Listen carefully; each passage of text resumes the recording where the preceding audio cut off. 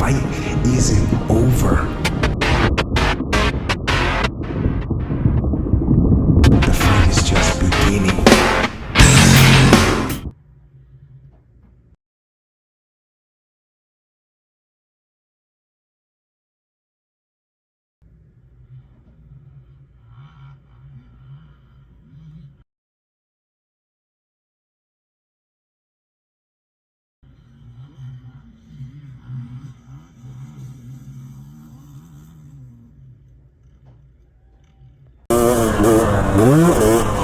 What's going on, guys? This is Carl with the Racerred channel. Figured I'd give you guys a quick race report on the last race I did. It was first of all, it was a really nicely marked course. The whole course was very well marked, and the soil was amazing. The soil could have been better. There were some sloppy spots, there were some dusty spots, but for the most part, it was just, the entire race was beautiful soil. It was really good. So, my bike actually started up. I haven't been riding for a long time, and my bike has engine issues, the 450 does. So I was actually shocked that it started up. It's got bad rings or something. But anyways, it fired up. And so it got me a pretty decent start, and I was shocked with that. I was feeling pretty rusty, which is totally normal as I haven't been riding, and I was getting a horrible arm pump, which is totally normal because I haven't been riding, and I've got bigger arms, that just comes with the territory, but still had a lot of fun. Ended up going down in the second loop really hard, and I thought that I was like in dead last. So after I went down, I was just cruising. Like I wasn't going full bore. The people around me that were in my class, I had no idea they were in my class. Regardless, you should just go as fast as you can the whole race, but my hand was all torn up, my bike was messed up. It was the clutch was starting to slip because the bike was overheating due to lack of oil because the rings are bad. Lots of factors were at play there, but I ended up slowing down on lap 2 thinking I was in dead last. I was like, whatever. Anyways, this guy blows by me on the last stretch, right? And I'm following the course left to right, kind of like this trail is right here. And he just goes straight.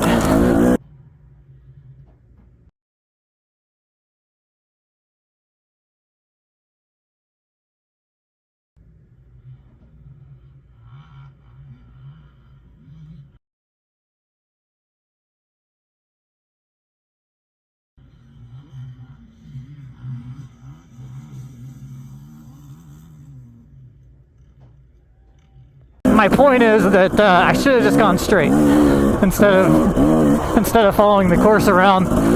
And had I known that I was in first, I would have tried a lot harder. But I thought I was in dead last, and I was like, "What is this guy doing?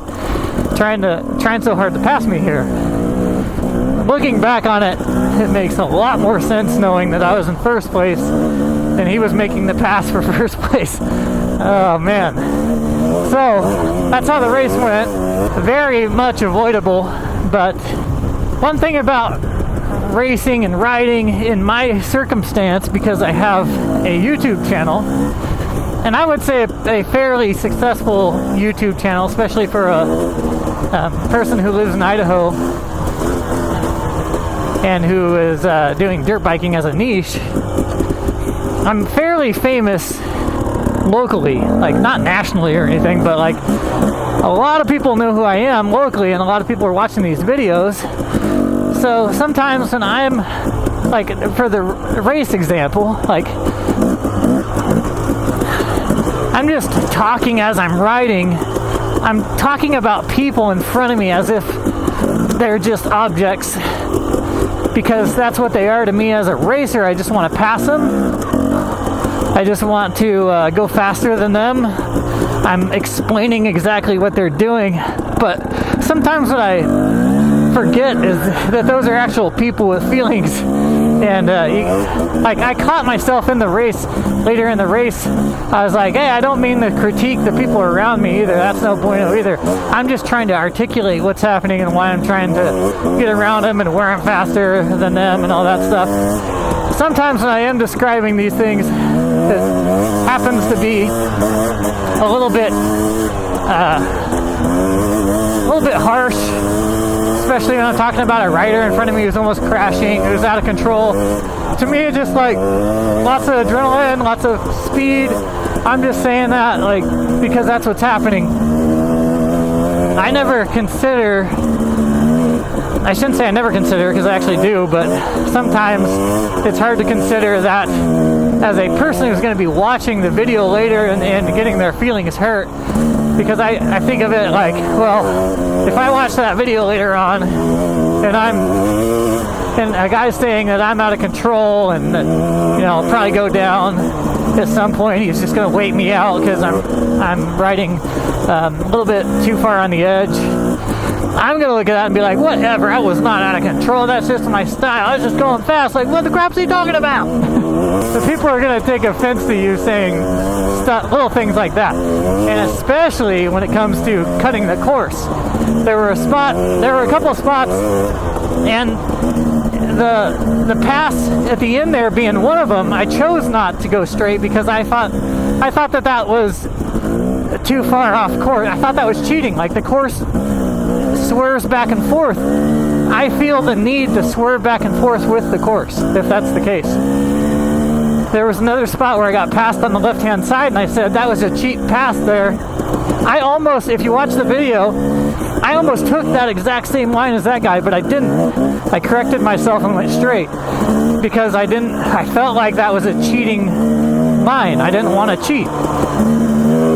So those are things that I'm talking about when I'm riding, and I'm making a lot of choices within these races not to cheat. And a lot of people are saying now that, well, that's part of desert racing, you just take cheater lines, and mostly another guy was like, well, you can go a certain amount of feet off the course, which is usually so and so feet. I don't know how many feet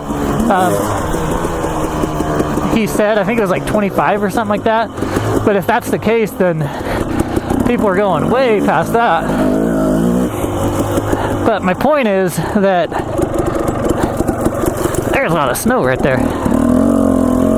My point is that when I'm describing these things when I'm racing, it's not meant to hurt any feelings or anything like that. I'm just describing it as I'm riding, which is a hard thing to do.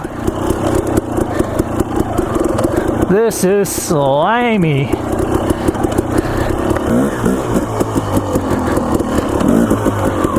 Little muddy. Oh no. Yep. But it's not a conversation, it's a live stream of consciousness from a racer's perspective. So I acknowledge that my ego is in there, that's for sure. But yeah, it's difficult to make a video like that and make it to where people want to watch it. I hope there's not too much of that in there. In terms of complaining and whining, I thought I really did like zero complaining or whining in the video.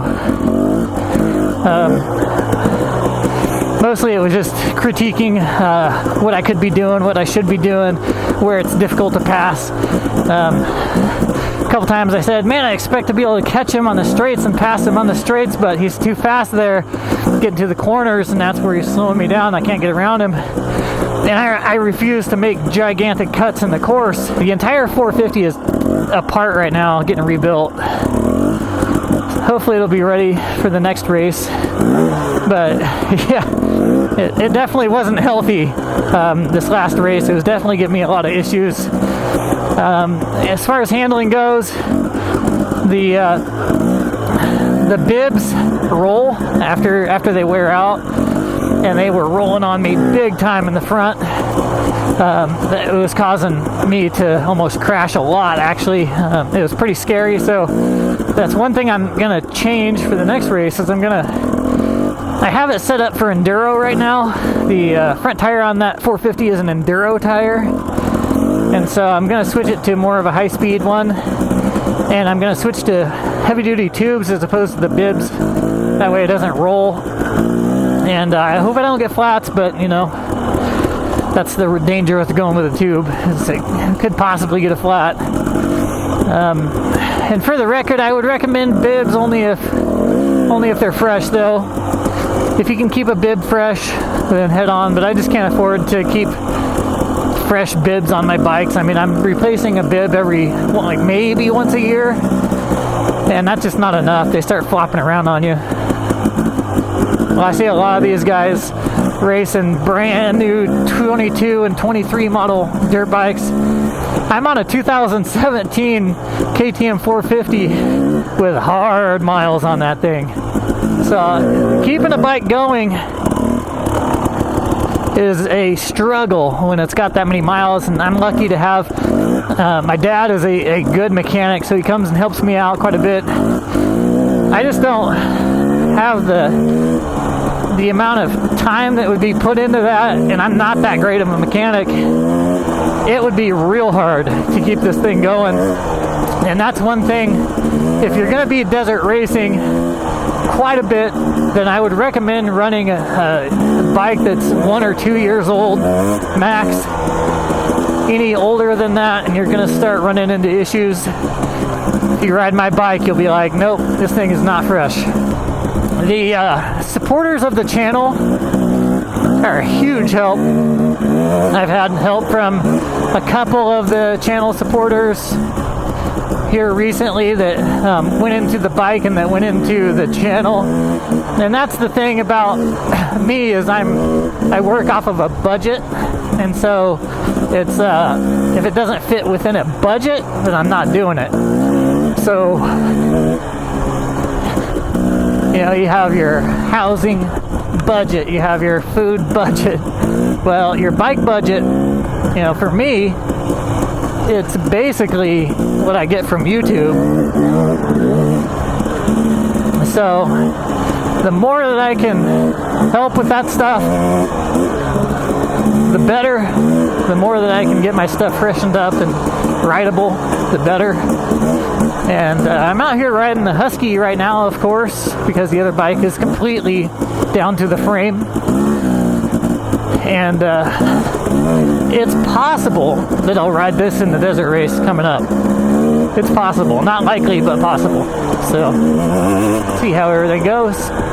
Anyways, guys, I appreciate you stopping by, watching the video. And I'll catch you on the next one. Peace.